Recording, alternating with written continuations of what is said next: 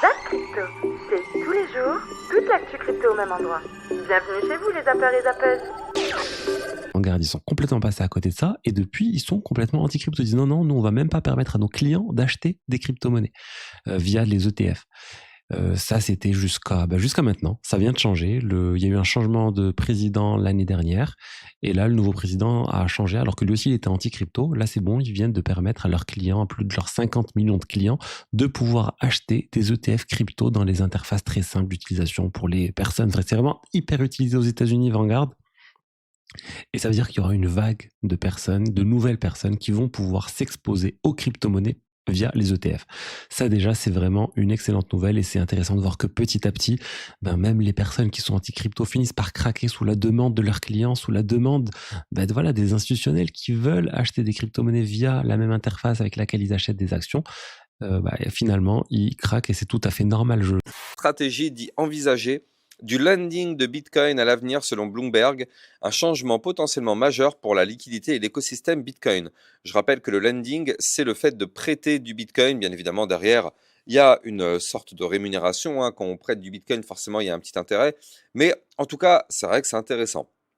Bank of America qui lâche une petite bombinette en disant que la banque estime que ses clients fortunés pourraient allouer jusqu'à 4% de leur portefeuille en crypto, ce qui pourrait être un signal très très fort. 4%, c'est juste énorme. Imaginez qu'il y a des personnes qui détiennent des millions et des millions, voire même des milliards.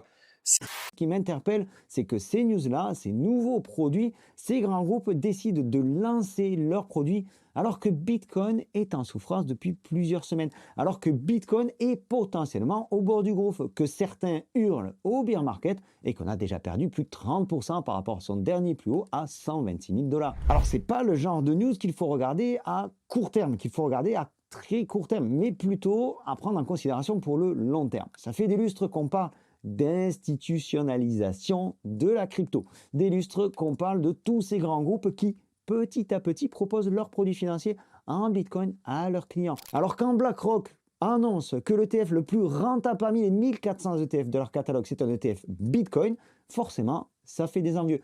Forcément, ça donne envie à chacun de manger une part du gâteau. Et petit à petit, les derniers sceptiques viennent grignoter. Le dernier rapport de Grayscale, qui est un autre grand groupe financier, souligne que le récent repli du Bitcoin est loin d'être un signal d'alarme. L'équipe de recherche présente cette dernière baisse comme étant un exemple typique du rythme actuel du marché Bitcoin.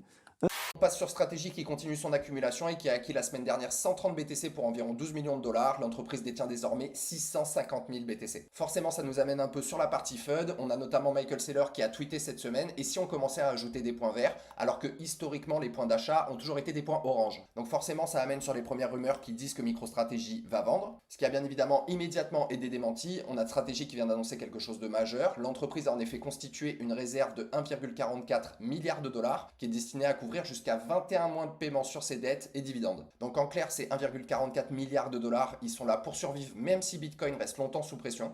Pour éviter de perdre trop de valeur, quelque chose qui peut être intéressant, c'est d'épargner dans Bitcoin. Et justement, je vais vous parler de Bitstack qui permet d'épargner avec les achats du quotidien. Je vais vous expliquer ça, mais d'abord Bitstack, ils ont fait une levée de fonds de 15 millions de dollars. Dernièrement, ils en avaient déjà fait une de 5 millions de dollars l'année dernière. Ça leur permet d'améliorer leurs produits. À ce jour-là, en 3 ans, ils ont 300 000 utilisateurs et ces utilisateurs ont épargné plus de 300 millions d'euros en Bitcoin grâce à leur solution. Ils ont obtenu l'agrément MiCA auprès de l'AMF et grâce avec cette levée de fonds, ils vont pouvoir lancer de nouveaux produits, un compte euro avec IBAN français. Donc avec un IBAN français, c'est pas considéré comme un compte à l'étranger et donc pas besoin de le déclarer aux impôts. Bon, après je suis pas conseiller financier, vous vérifierez tout de votre côté. Ils vont aussi lancer leur première carte Visa en Europe qui offre du stackback, comme ils appellent. En fait, c'est un cashback de 1% en Bitcoin sur toutes les dépenses et sans plafond. Donc avec cette carte Bitstack, 1% de cashback et surtout la fonctionnalité phare de Bitstack, de cette application, c'est l'arrondi. L'arrondi supérieur.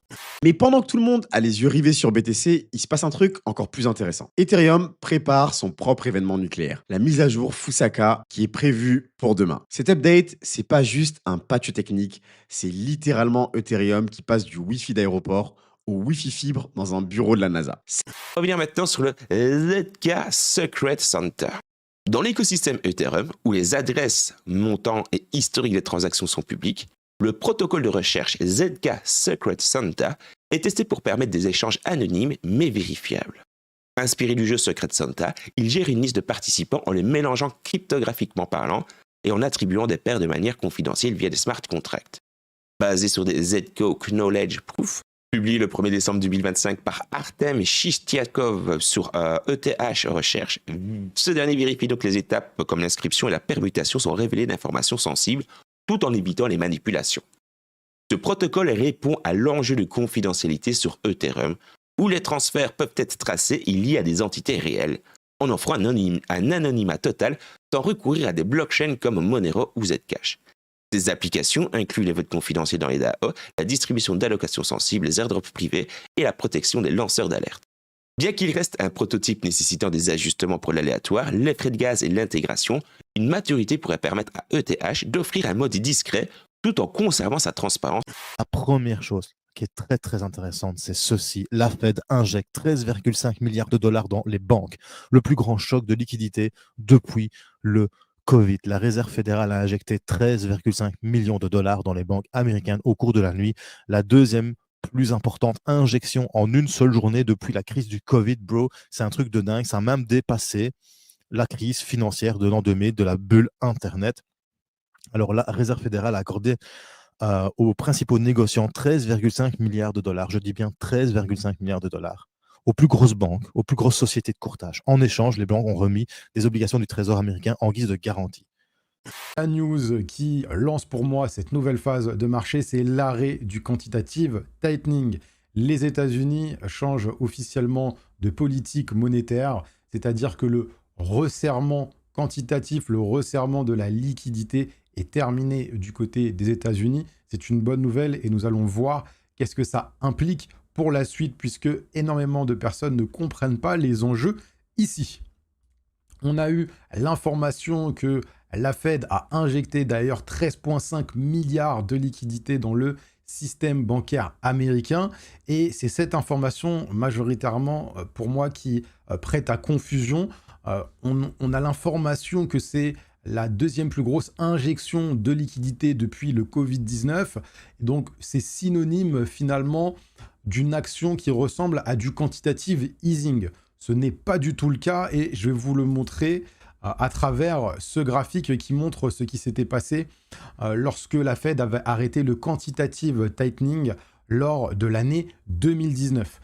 Nous étions rentrés dans cette phase de transition entre l'arrêt du quantitative tightening et ensuite le début du quantitative easing qui est arrivé après, mais on peut voir que ici, la Fed avait également injecté énormément de liquidités dans le système bancaire américain et c'est quelque chose qui se répète à chaque fois qu'un quantitative tightening s'arrête. On a deux objectifs de date. On a jusqu'au 5 décembre, donc jusqu'à vendredi, avec les résultats du corps PCE. Si les résultats du corps PCE sont mauvais, par exemple, ces traders pourraient se faire liquider assez rapidement parce que ça pourrait indiquer qu'il n'y aurait pas de demande à nouveau sur le marché spot et que, éventuellement, le marché pourrait prendre le contre-pied de ses acheteurs sur produits dérivés. Si les résultats sont bons, c'est positif puisque ça peut encore baisser les probabilités de baisser les taux d'intérêt et ça serait positif. Et du coup, on aurait encore une fenêtre de pump jusqu'au 10 décembre avec le FOMC qui baissera les taux. Et donc là, il faudra faire attention justement à ce qui se passera une fois que le FOMC sera passé, puisqu'on aura fini de pricer cette baisse des taux. Et pour le moment, le marché ne semble pas motivé à baisser les taux, même jusqu'à à peu près... donc on baisserait les taux une nouvelle fois en avril 2026. Donc là, on baisserait les taux le 10 décembre. En janvier, le marché ne price pas de baisse des taux. En mars, le marché ne price pas de baisse des taux pour le moment. Et il pricerait la baisse des taux à peu près ici en avril. Donc on aurait une pause de 3 mois environ après cette baisse. Donc plusieurs cas de figure sont possibles. Je les ai tous rassemblés. Premier cas de figure, le bilan de la Fed se met parfaitement à plat. Nous entrons dans une phase de neutre en termes d'évolution de la liquidité en dollars. La Fed se contente donc de réinvestir les obligations qui arrivent à échéance. Elle ne va donc pas procéder à la destruction de monnaie et les réserves bancaires se mettent à plat. Les réserves bancaires se mettent à plat. Il n'y a pas de nouveaux achats, il n'y a pas de destruction de monnaie. L'impact sera neutre à légèrement bearish pour le dollar américain. En clair, dans ce cas de figure, on peut imaginer finalement que le dollar se maintienne ici on range un certain temps. Oui, parce que à chaque fois, c'est pareil, j'insiste là-dessus. On se dit tendance haussière ou tendance baissière, et on oublie que dans les 2/3 du temps, les marchés sont en range. Donc là, on a des choses hyper propres, hyper bien construites, de passage de phase baissière à phase haussière, de phase baissière, avec tous les standards de l'analyse technique. Et donc, l'on se dit, on va faire la même chose. Là, c'était la première année. Ici, c'était la seconde année du premier mandat de Trump. Mais non, le marché peut faire le choix. Si tout le monde attend ça. Alors, je reviens sur la big picture. Hier, on avait vu que Bitcoin était toujours dans sa zone de fair value gap en hebdomadaire, une zone qu'on doit absolument maintenir pour le moment. Pour ne pas justement aller chercher sous les 74 600 $, on peut voir que le fair value gap hebdo est parfaitement maintenu. On peut voir qu'en début de semaine, on a eu la prise du plus bas de la semaine passée. Donc on voit qu'on est venu prendre les stops ici et le prix a super bien réagi. On avait identifié un petit breaker en horaire qui est une structure d'inversion. Breaker bloc, l'inversion du prix. On est revenu travailler les zones de fair value gap et le prix ne s'est pas fait rejeter à l'intérieur de celle-ci. Donc on est bien venu récupérer les stops aux 93 150 $. Beaucoup de shorts sont en train de se faire liquider actuellement.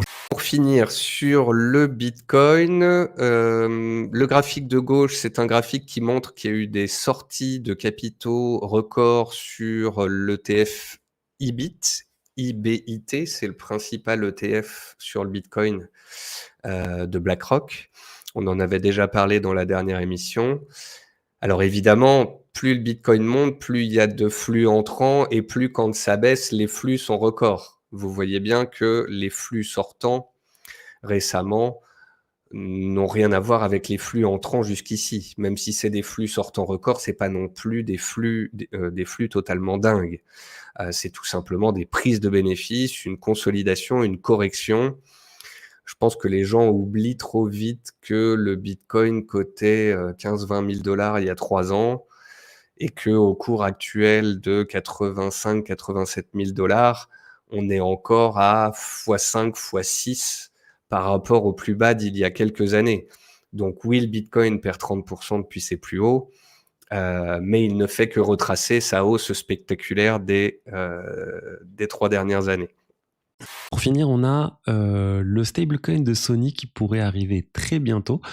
Et surtout, c'est un stablecoin qui serait disponible aux États-Unis. Ça pourrait être utilisé vraiment dans l'écosystème PlayStation pour payer pour des jeux vidéo, pour payer des abonnements directement stablecoin. Donc c'est aussi une thèse là au niveau des stablecoins que la plupart des sociétés, des grosses sociétés vont finir par créer leur stablecoin parce que ça leur crée une source de revenus supplémentaire. Si la quantité de stablecoins en circulation augmente, ça leur fait en fait une quantité d'argent qui peut travailler et générer du revenu pour eux avec des bons du trésor ou autres. Donc c'est très intéressant pour eux d'avoir ça. Et on rappelle aussi, Sony, ils ont lancé un Layer 2 sur Ethereum il y a quelques temps. Si tu n'es pas rassasié, retrouve à gauche le Zap Crypto de la veille et à droite le Zap Crypto de l'année dernière, jour pour jour. Tu as trouvé une ou plusieurs actus intéressantes? Fais-le moi savoir en commentaire.